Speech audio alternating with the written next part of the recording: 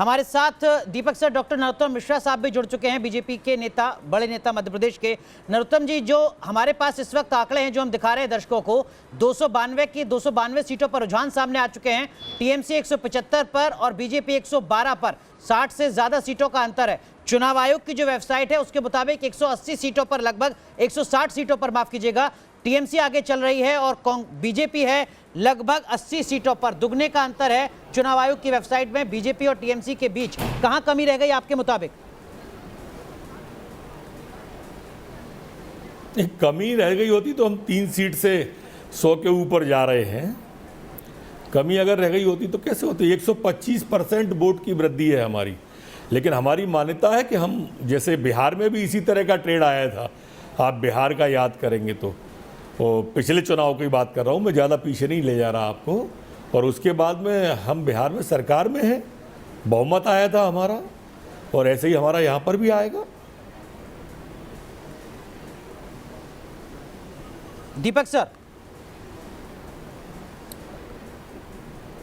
जी नरोत्तम जी, मैं आपसे जानना चाहता हूं, आपने कई सारी कॉन्स्टिट्यूएंसीज का प्रभार संभाला, एक बड़े सेक्शन के आप बंगाल के अंदर प्रभारी थे।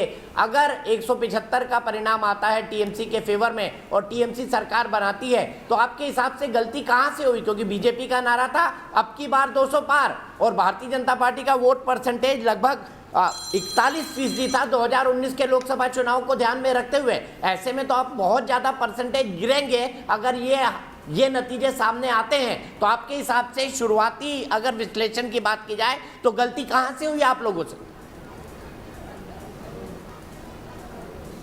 गलती नहीं, हम 3 सीट से आगे बढ़े हैं आदरणीय चौरसिया जी, गलती कहीं नहीं है। और अभी इसमें परिवर्तन आएगा रुझानों में, बिहार की तरह ही परिवर्तन आपको आखिरी में देखने को मिलेगा। हम नीचे तक गए हैं, ग्रॉस रूट पे गए, हम आपको विश्वास दिला रहे हैं कि इसमें थोड़ा अंतर आएगा। अभी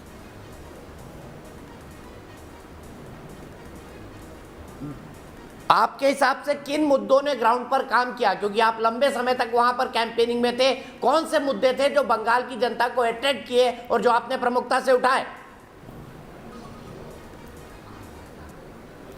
विकास था मूल मुद्दा, तो बेरोजगारी था दूसरा मुद्दा, तीसरा मुद्दा ये तुष्टीकरण की नीति थी। ये 3-4 मुद्दे वहां जो आकर्षित कर रहे थे। दीपक सर, आपको क्या लगता है कि जिन मुद्दों की बात यहां पर नरोत्तम जी कर रहे हैं कि आशातीत सफलता? जी दीपक सर, करें अपना सवाल। हाँ, आप बोलिए अनुराग, कुछ कह रहे थे? जी, मैं आपसे ये कह रहा हूं कि जो बीजेपी को के मुताबिक, मैं ये कह रहा था कि आपको इन तमाम मुद्दों पर आशातीत सफलता नहीं मिली, क्योंकि अगर आपने आपकी बार 200 पार का नारा दिया था तो कम से कम बराबर पर तो चलते रहते। अब तो 60 से ज्यादा सीटों का अंतर आ गया नरोत्तम जी, जिस गैप को फिल करना काफी असंभव सा दिखाई देता है। दीपक जी, वैसे नारा इलेक्शन के अंक गणित के हिसाब से नहीं तो नारा क्या देते वैसे? अब की बार 3 की जगह 30 को पार, बहुमत तो पार करने का उत्साहजनक तो नारा देते ही हैं। नारा हमेशा बड़ा ही दिया जाता है, ऐसा नहीं है कि बंगाल में ही दिया है, सभी जगह उत्साहजनक नारा दिया जाता है और परिणाम भी आते हैं। भारतीय जनता पार्टी के लिए जो परिणाम दिख रहे हैं ये उत्साह बढ़ाने वाले हैं।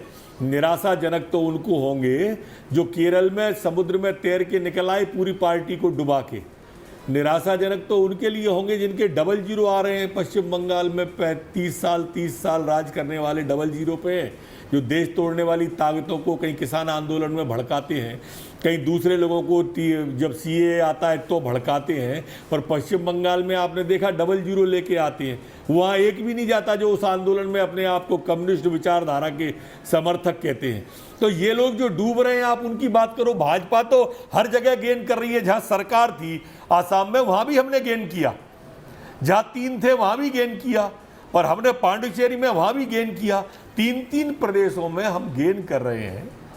हमने हमारा प्रदर्शन केरल जैसे प्रदेश में अच्छा हो गया, हमारा प्रदर्शन तमिलनाडु जैसे प्रदेश में अच्छा हो गया, वोट परसेंट हमारा दोनों प्रांतों में बढ़ गया।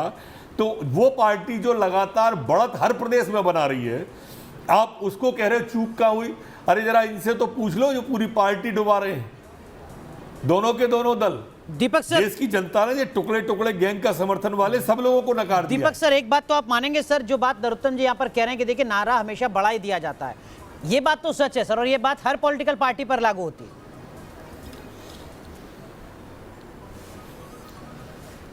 नहीं, नारा बड़ा दिया जाता है, लेकिन नारा 200 का अगर आप दे रहे हैं तो क्या आप 150 भी नहीं पहुंचेंगे? ये सबसे बड़ा सवाल है। और इसी सवाल पर मैं आपसे ये समझना चाहूंगा कि नरोत्तम मिश्रा जी, आप लगातार वहां पर चुनाव के अंदर मौजूद रहे, आप वहां पर स्ट्रैटेजी बनाते रहे आधी से ज्यादा सीटों की। मैं आपसे ये समझना चाहूंगा कि आखिरी के 3 दौर भारतीय जनता पार्टी के लिए नुकसानदेह साबित हुए, क्योंकि कोविड आ गया था, आप ढंग से कैंपेन नहीं कर पाए, पॉलिटिकल पार्टीज ने आपके खिलाफ माहौल बनाना शुरू किया। वही 3 फेजेस आपके लिए डिफाइनिंग फैक्टर हो गए, जिसके चलते आपको ये परिणाम देखने को मिल रहा है, वरना शायद परिणाम कुछ दूसरे होते। हाँ, मेरी मान्यता व्यक्तिगत तो यही है कि आखिरी के 2-3 दौरों में हमको नुकसान हुआ है।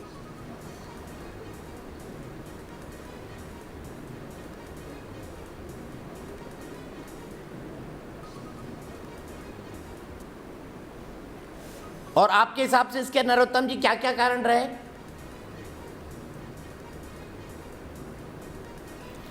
उसमें कारण मेरे को तो ये कोरोना का कारण भी एक दिखता है कि हमारा मतदाता मतदान करने के लिए उतना नहीं निकला। आखिरी दौर के मतदान में जो कलकत्ता का मतदान है और दूसरा मतदान है, वो आप देखेंगे हमारा मतदाता मतदान के लिए, खासकर हमारी बहन बेटी, उतना मतदान को नहीं निकली जितना उसे निकलना चाहिए था।